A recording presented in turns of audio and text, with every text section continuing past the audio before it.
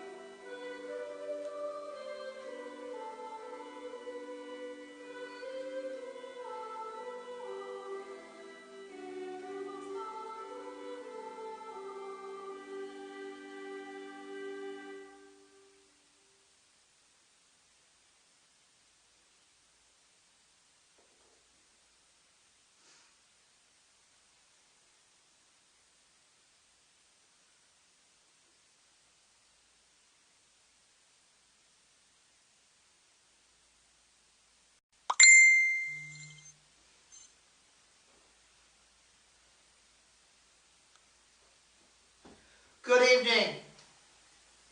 I want to welcome you all once again, to the new Lunar Religious Sermon. As always, I am Jonathan Chase Alberti, and I will be leading the sermon tonight.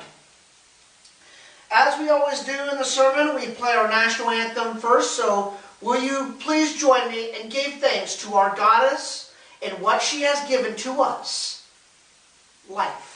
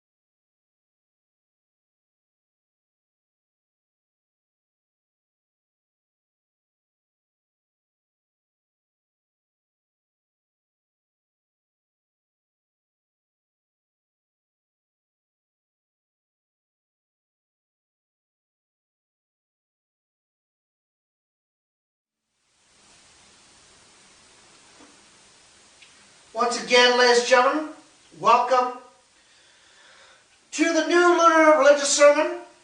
Today is Sunday, February 24th, 2019, and my name is Jonathan Chase Alberti, and I will be leading this sermon this evening. Starting off, I do want to start off a prayer for people who really are struggling right now. And I know there's a lot of you out there who are struggling through so many demons in this world. Whether it's relationship, whether if it's addiction, whether if it's just life issues, or your homework, or whatever it may be, I want to say a prayer to you.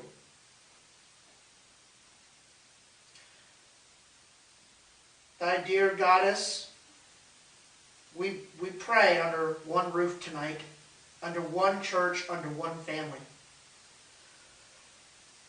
For I pray and wish good vibes and positive outcomes to any stressful situation that it may, to anyone and everyone who supports and loves you and who is loyal and dedicated their lives' work to you. Please help those who are going through the roughest times of their life. At times, they can't grasp any hope. Please, thy Goddess, give them something to get them through this rough patch. For we thank you for the life you've given us. We thank you for the challenges you have overcome and the hardships that you have been through. For the new lunar republic, we stand united under one roof, and we praise and love you. In the lunar moon, we pray. Amen. So, tonight I want to start off, and I've been seeing this a lot. A lot of people are struggling with a lot of things, whether it's, life challenges, homework, relationships, whatever it may be. And, again, like I said in one of the last sermons, is the way that at least we should all look at it is a test. Excuse me. We are all tested of how we handle everyday life challenges. I'll give you an example for myself. So, I'm going back to school for my culinary arts associates, and I have this math online homework called ALEKS. And I go through these problems. I have to get them right, and I have to have it all submitted by Sunday night, which is tonight. And this week, I've had these problems that I cannot solve. I cannot grasp my head and wrap around it. Now, the way that I handled it, at first I was frustrated, but then I have to bring myself to realization that,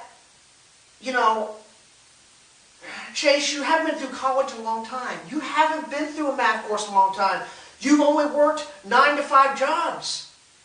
It's not like you're not trying. You have to accept what you can accept in this. Now, I try to get my grade up. I try to keep it at 100, a 90, 80. But this week it's going to be a 56.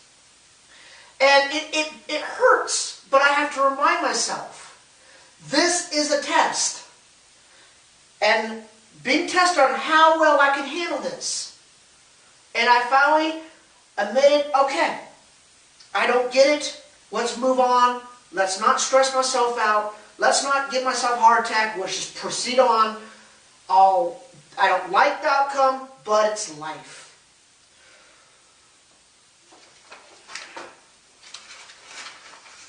So in chapter 2-3-12, the importance of fighting, even if it's a disease, is very important to thee, for it is a part of life's evil ways and challenges through every single day. For my children and the dedicated ones, you must fight. For this is a test. You should never fail, for this evil abomination is a way of the enemy. Meaning, if you give up on this test, if you just say, I'm done, I give up, I don't care, I'm done, screw my life, that is not how you handle a test. You may get frustrated, that's part of it. You may get angry, that's part of it. You may get sad, depressed. You may go through all these emotions, but that is part of the test, and why would be challenged every single day? Life is not perfect. We were put on this planet to be tested. When our God has brought us down and gave us life, our lives go in different forms and factions, handles different ways, through good times, bad times, depressing times, suicide times. It's how you handle the test. You should never give up. Never. I have seen friends who just say, I can't find a girlfriend, a boyfriend. I give up. I give up. I'm just done. And I keep telling them, do not give up. I don't give up when I can't cook a burger right. Oh, screw it. I can't cook a burger right. I'll just starve. No. You must proceed. You must push on. You must fight. Fight. Fight. And even if it's a disease, whether it's breast cancer or addiction Or maybe you have gotten in a car crash and you're losing half your body limbs and you are so down and depressed, saying, I am ugly, I am worthless, I just wish I would die. No. The car crash which made you crippled is a setback, yes, but is a test from our goddess saying, my child, how will you handle this? Will you have enough guts, enough heart, enough soul to proceed on and say, you know what, I will stand one day, I will proceed on one day, and I will be successful. I will not let this setback set me back any further. I will proceed and I will fight on. Especially when you have those and the tools to handle these things. Whether it's addiction programs, or psychologists, or counselors, or friends, or family. When you have the tools, make use of them. Take them as long and as much as possible, because the ones who love you and want to support you and fight with you, that is what life is for. That is what fighting for either a disease or life challenges, that is what life's purpose is.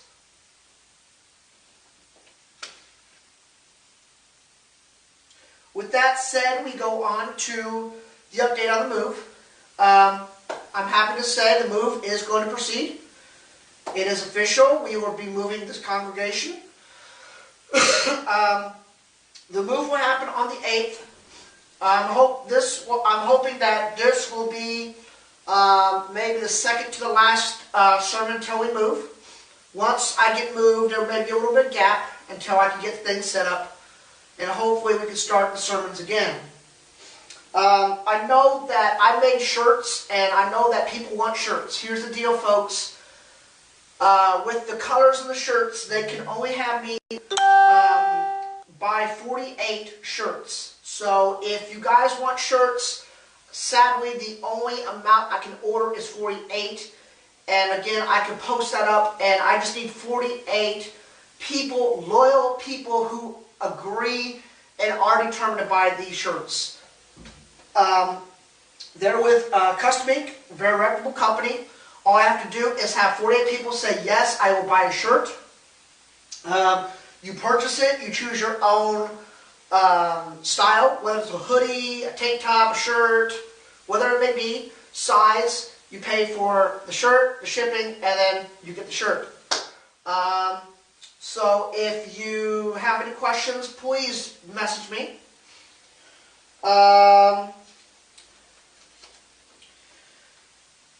Last public service announcement we had, we talked about the wall of shame, meaning the people who are the enemy of the republic.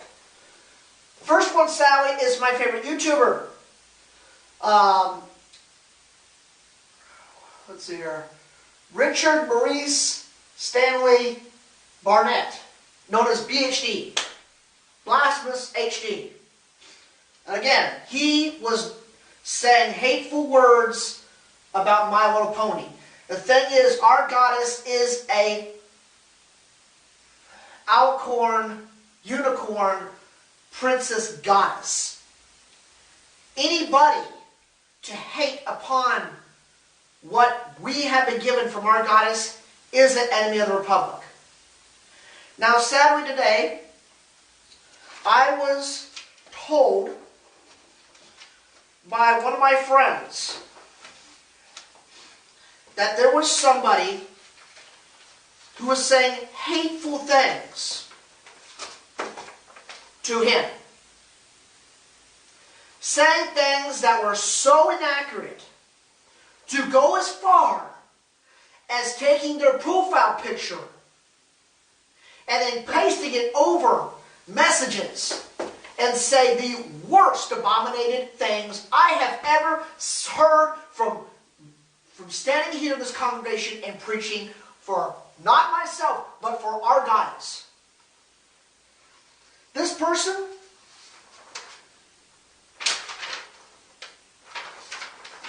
Miles Fatty. I don't care if I screw up his name. So congratulations, lad. You are now the enemy of the republic. And when I get done posting this, I will show you why he is the enemy of the republic. It is sad when you have somebody who is this evil, this mean. And my poor friend, these were his words. And to keep him from dealing with more stuff, I am not going to name him out of respect. Because in this congregation, we go by loyalty, respect, love, and trust. I don't normally issue bewares, but this, I feel the need to do so. Be on the lookout for this individual.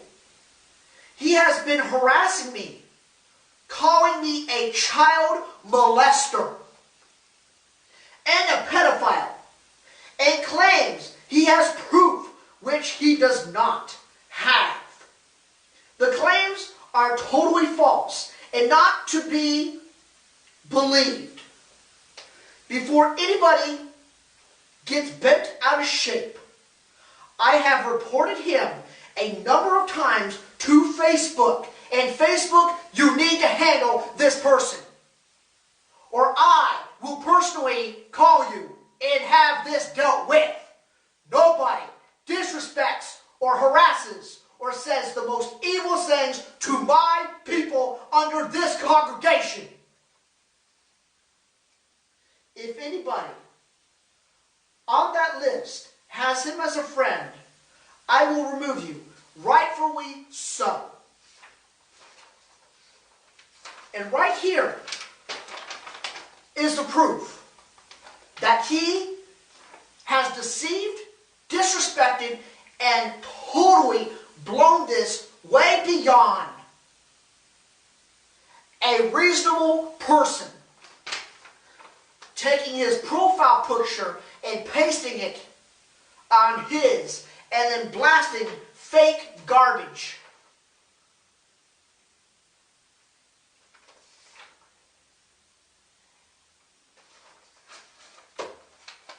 My children,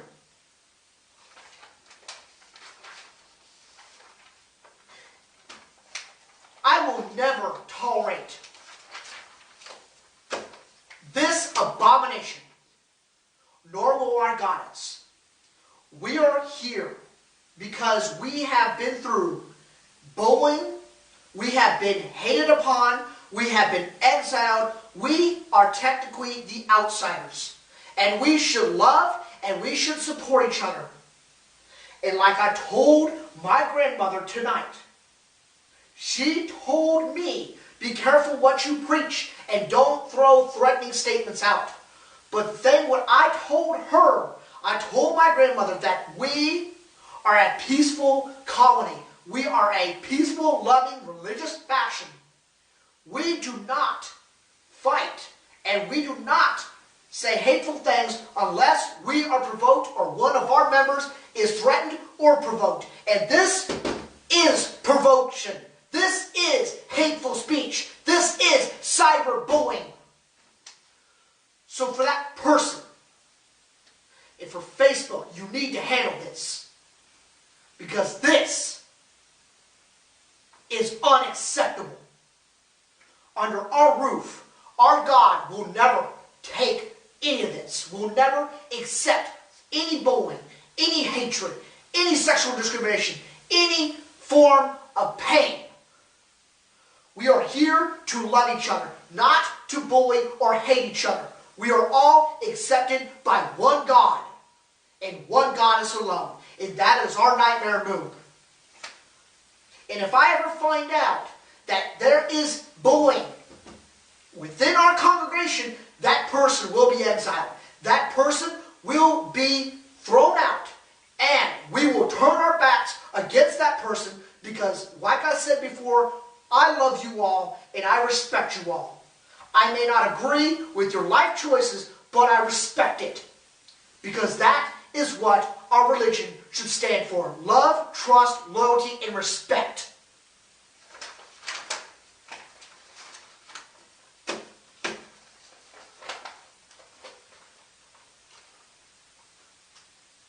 After this sermon, I will be posting these pictures. Let thee be warned. Any of this in our congregation, in our church, in our family will not be tolerated. Zero.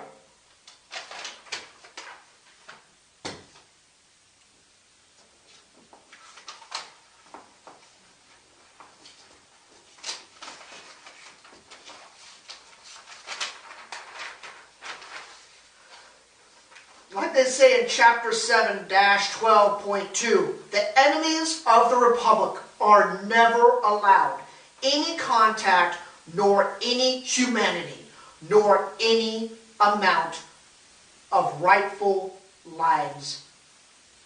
Living for, we look after our own and protect ourselves and our goddess. Meaning, we protect each other. We love each other. We support each other. We fight as one. We love as one. We're not a bunch of fucking dogs eating each other's heads off. That is not what our goddess put us on this planet for. We are the outsiders. We should show the world. We should show every religion saying, hey, we are legit. And look at what we can accomplish and you can accomplish if you just put yourselves in check.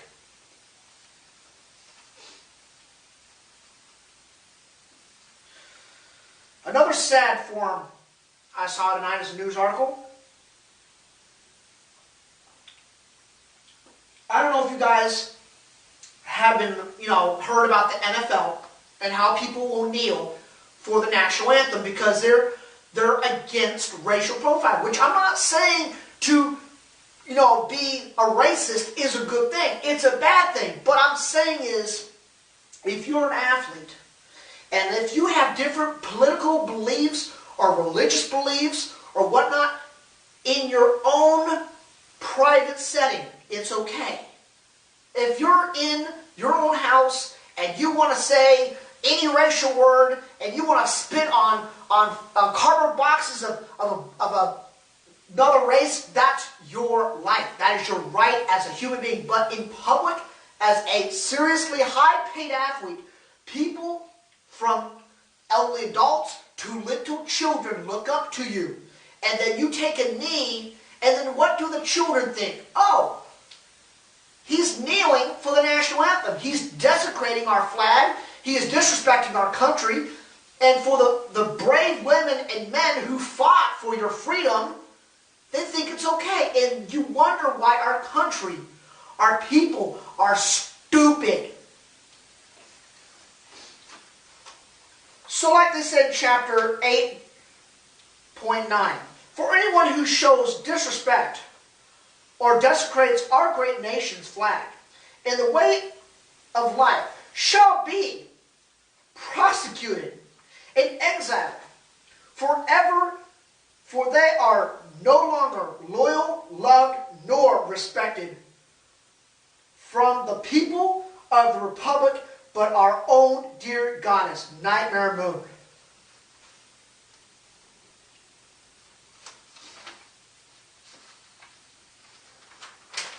I mean, I have the article right here. Ole Miss players kneel in response to Confederacy rally. Really? That's one thing if you do it in your own house. If you want to kneel and curse at people who are, if you got a belief, keep it within your own house. I'm not saying you don't have a right. If you hate the Cookie Monster, just don't go around saying F the Cookie Monster, F the Cookie Monster in a public place. Especially if people look up to you and you're well known.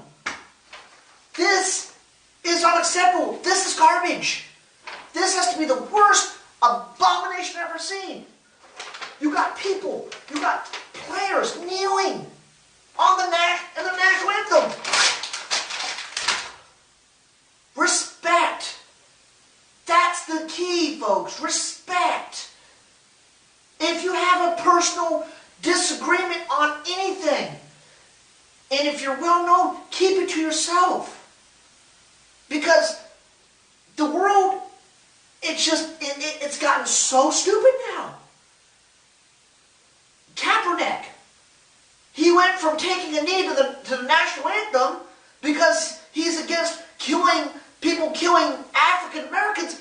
I get the idea. I get it. Trust me. I don't like people being racist to other races, and then people killing other races because they're a different race. I get it. But you are an NFL superstar. You have 2-year-olds wearing your jerseys, wearing your hats, worshiping you in their beds, praying for good things, and then you want to take a knee in public as a well-known person. And then the world's like, well, he's not doing anything wrong. Do it in your own house. Do it in your own house. And now look where he's at. Look where he's at, folks. He is now a spokesperson for Nike. And for the ones who have burned their Nike gear, that's your right. I agree that is disgusting. I agree that we may live in a country, whichever it may be, and it may not be perfect, but you have to understand. People look up to you and they follow your footsteps. It's like my little brother. I've had little demons in the past. I was naive and stupid thinking, he ain't going to follow me. And then he follows me. And then I'm like, why did I even do it? It's as simple as that. It's as simple as that.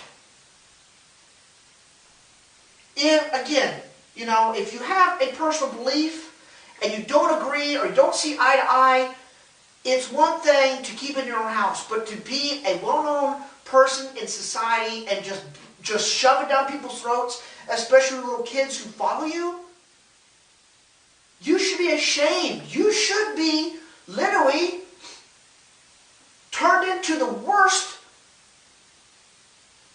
foul person. I mean, it's just stupid, the things I've seen. This world has turned on its head, and every time I read an article about that, I just want to throw up. Because the world that I was raised in, the world I was brought into, it was never this bad. When I was born in '86, and then the 1990s, it was starting to go downhill, but it was like a standard. It was a standard, people. And now there's just no standards at all. Whether it's millennials or whatever these, it's just everywhere I turn. Anyways.